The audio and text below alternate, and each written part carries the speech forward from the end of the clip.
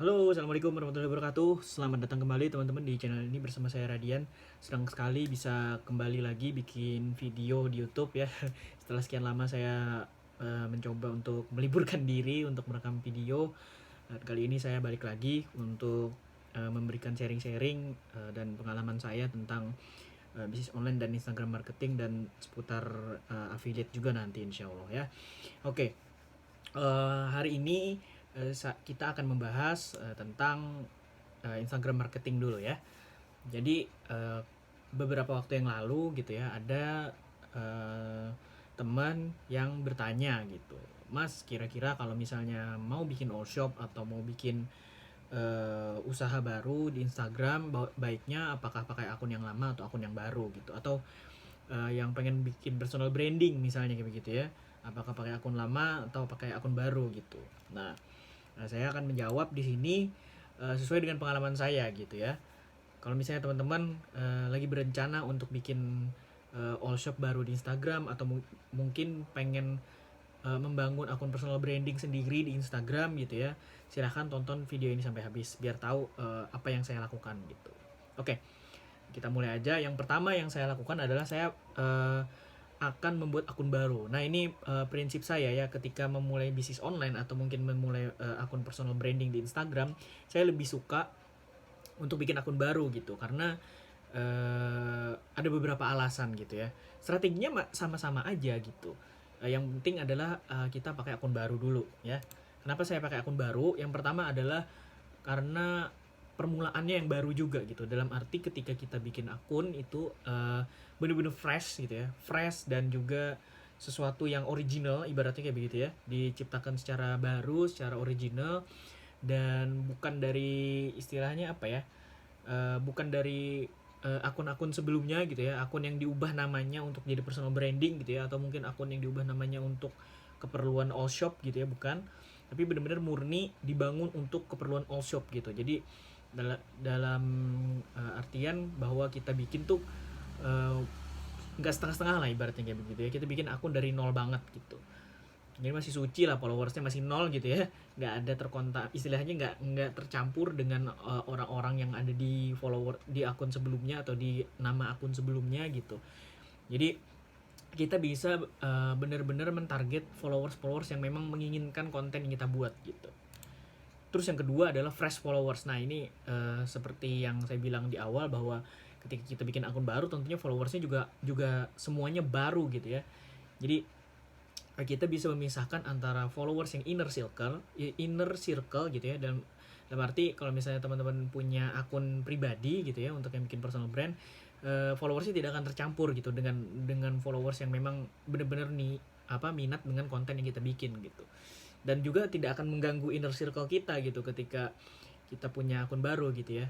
Akun pribadinya tetap ada, mereka akan tetap stay di sana gitu followersnya, kecuali memang mereka minat sama konten yang kita bikin di akun personal brand, ya terserah, itu kebebasan mereka gitu. Tapi kita di sini berusaha untuk semaksimal mungkin menghindari gitu ya, menghindari orang-orang yang memang tidak suka dengan konten kita gitu ya, daripada kita maksain gitu ya, kita bikin misalnya akun kita yang lama itu followersnya sudah 10.000 misalnya begitu ya, tapi orang-orang yang di sana tuh belum tentu minat dengan konten yang akan kita buat nanti gitu. Misalnya kalau pengen bangun akun personal brand, followersnya sudah 10.000 nih, tapi yang 10.000 ini minatnya sama akun misalnya minat sama konten-konten hiburan, misalnya memes gitu ya, atau mungkin video-video lucu misalnya begitu ya, karena kita sering upload video lucu di situ. Terus kita tiba-tiba di akun kita yang 10.000 tadi kita ubah menjadi akun yang sharing-sharing, ibaratnya kasih ilmu bisnis, kasih ilmu Instagram marketing.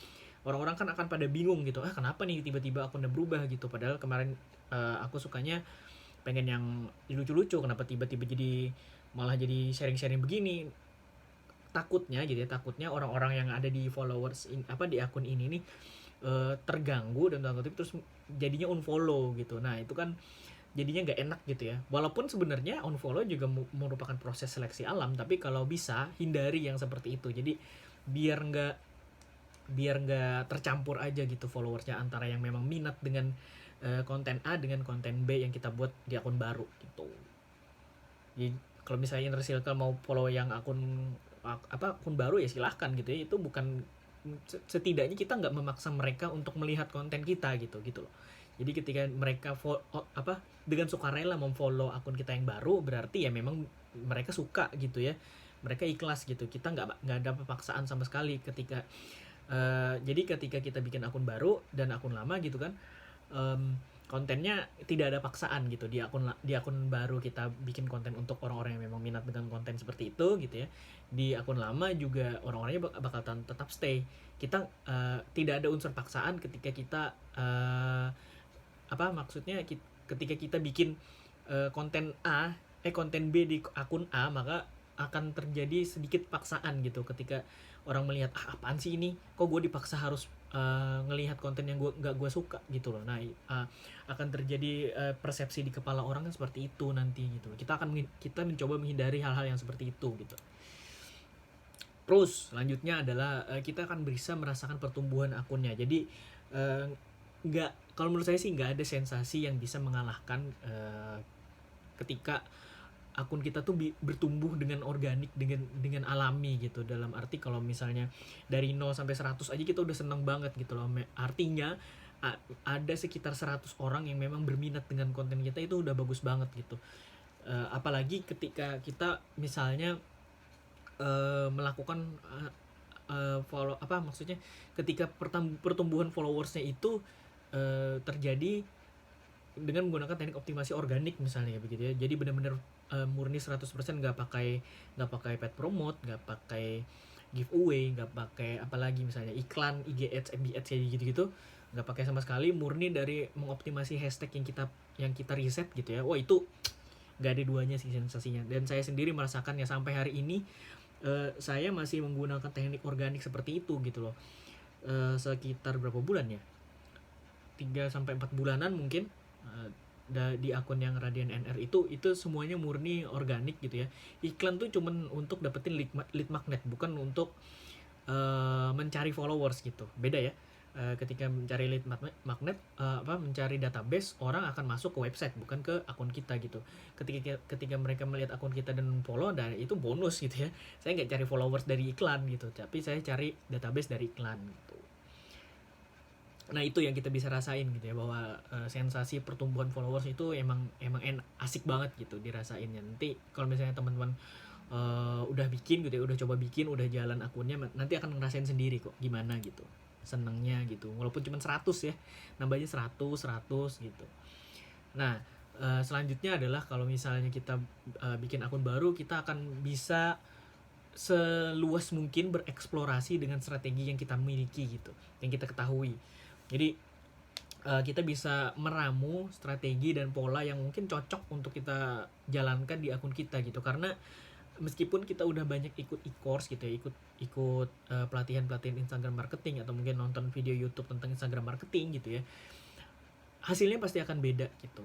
Jadi kita sendiri yang sebetulnya harus meramu, meracik, dan memformulasikan pola gitu ya, atau mungkin komposisi optimasi yang kita punya gitu. Ilmu-ilmu yang ada di e-course, ilmu-ilmu yang ada di video, atau ilmu-ilmu yang ada di sharing-sharing itu sebagai patokan kita atau pedoman kita aja gitu. Nggak bisa 100% kita jalankan sama persis gitu. Hasilnya pasti akan beda karena banyak faktor lah gitu ya. Nggak bisa dijelasin. Pokoknya kalau misalnya kita mau mengeksplorasi strategi di akun baru akan lebih leluasa, karena akan banyak kesempatan, akan banyak peluang untuk mencoba hal-hal baru di situ gitu. Tapi ketika kita pakai akun lama, kita nggak bisa seluas itu gitu optimasi strateginya. Karena yang saya rasa sih ya, yang saya rasa adalah orang-orang yang ada di followers akun pribadi dengan akun personal brand itu orang-orang yang memang tidak akan interested dengan hal-hal yang memang akan kemungkinan kita bagi gitu. Karena mereka sukanya karena kita kenal deket karena ya personal gitu, bukan sebagai orang-orang yang memang minat dengan apa yang akan kita bagi gitu ya. Jadi ada blok apa ada halangan lah di situ gitu. Jadi kalau misalnya pakai akun baru tuh bebas banget, bisa seluas apapun kita bikin akun, kita bikin konten, kita bikin strategi, itu bisa luas banget gitu. Itu sih ya kalau kalau itu. Dan yang kalau misalnya yang di akun lama gitu ya, kita nggak bisa men-track gitu. Kita nggak bisa men-track hasil dari optimasi yang kita lakukan, karena followersnya kan udah tercampur gitu ya, antara followers yang memang inner circle dengan followers yang berminat dengan konten kita gitu. Beda halnya dengan akun baru pure memang orang-orang yang berminat di akun itu gitu. Jadi ketika kita men-track insight atau men-track hasil optimasi, akan lebih bagus hasilnya gitu, akan lebih efektif lah ibaratnya membaca datanya gitu ya. Jadi kalau misalnya teman-teman masih mempertimbangkan antara akun lama atau akun baru, mungkin dari yang membaca insight, membaca data tadi bisa teman-teman pertimbangkan gitu, karena itu penting banget menurut saya. Akurasi data itu akan membuat semakin mudah untuk kita mengoptimasi gitu.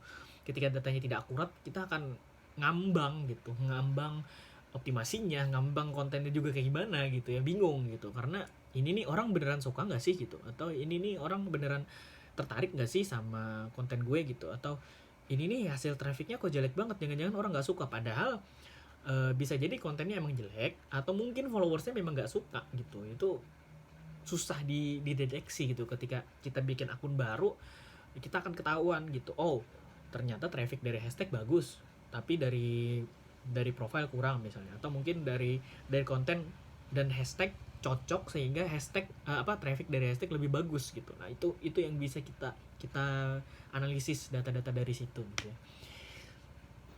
Terus yang terakhir adalah menambah pengalaman. Jadi buat teman-teman yang mungkin masih bingung gitu ya, mau optimasi seperti apa, ada baiknya di action aja dulu gitu, mulai aja dulu. Dan ketika udah mulai kan kita akan tahu gitu ya, bahwa oh ternyata optimasi yang seperti ini yang cocok di akunku gitu. Oh ternyata si Mastah yang kemarin yang ngasih tahu gue itu optimasi yang dia lakukan beda dengan optimasi yang ada di akunku gitu. Ternyata beda hasilnya, beda optimasinya juga. Oh baru sadar gitu. Nah itu yang akan kita bagikan gitu. Kayak saya seperti ini kan, saya membagi hal-hal yang seperti ini karena saya sudah pernah melakukannya gitu.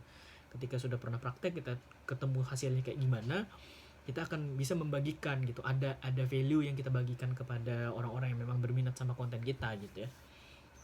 Oke, mungkin segitu dulu video kali ini. Terima kasih banyak teman-teman yang sudah menonton gitu ya. Kalau misalnya teman-teman masih pengen request materi atau mungkin ada kritik saran, silahkan sampaikan di kolom komentar. Yang gratisan ada di deskripsi.